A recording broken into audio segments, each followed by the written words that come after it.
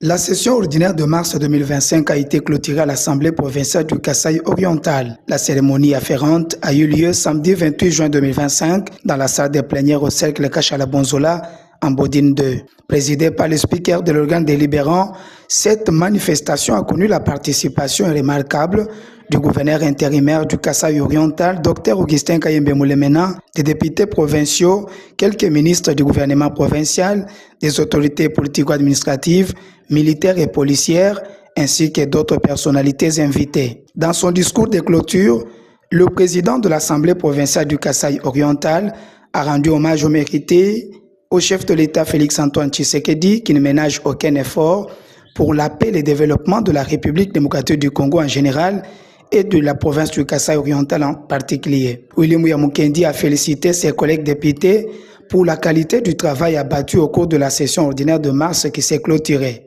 Cette session a connu 10 séances plénières consacrées respectivement à l'examen et adoption du rapport de la commission d'enquête parlementaire chargée de recueillir les informations et examiner la gestion financière et administrative et technique du gouvernement provincial pour la période allant du 1er juillet 2024 à ce jour. Au rapport de gestion du bureau, à l'examen des deux propositions dédiées, initiatives de l'honorable Ntendai Tshibanda Hilaire, qui ont été déclarées recevables et envoyées à des commissions mixtes pour approfondissement. À l'audition des réponses des ministres aux questions orales avec débat, notamment la question de l'honorable Jean-Claude Kalonji-Mabika adressée au ministre provincial des Finances sur les multiples barrières sur les routes secondaires.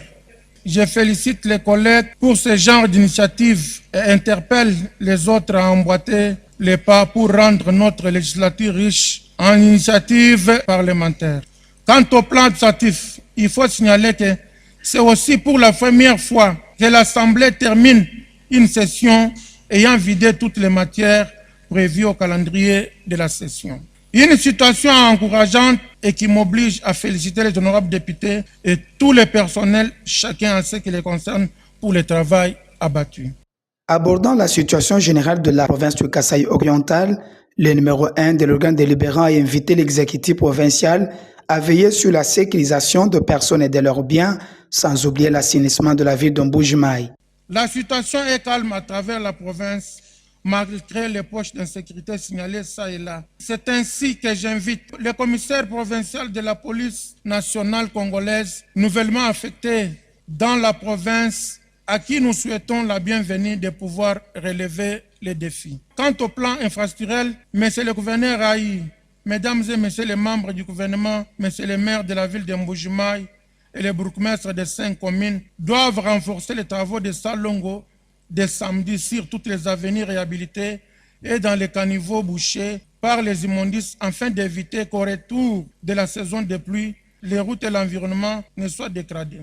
Excellences, Monsieur le gouverneur Aïe de la province du Kasaï oriental, mesdames et messieurs les membres du gouvernement provincial, il semble que le stade Kachala-Bonzola est abandonné à son triste sort. Sans aucune ambition de participation à des compétitions nationales, avec cela, il sera difficile que notre province ait une équipe dans une compétition de la Confédération africaine de football. C'est la honte pour une grande province comme la nôtre, qui n'a pas un stade de foot viable, ni celui de basketball acceptable.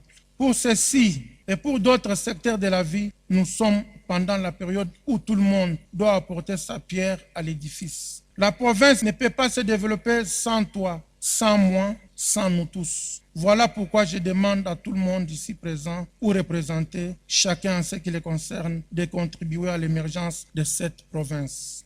William Mukendi a, dans son discours, informé l'assistance de l'ouverture du dossier en justice, faisant suite à la mise en accusation du gouverneur Jean-Paul Mbouiboué Kapo.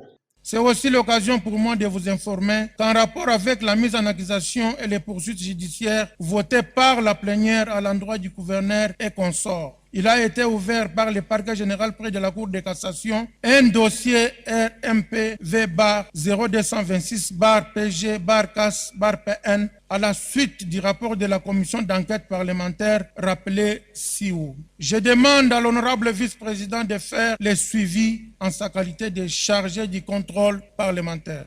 Le président de la première institution du Kasaï oriental a enfin invité les députés provinciaux à mettre à profit ces vacances parlementaires pour recueillir les besoins de la population.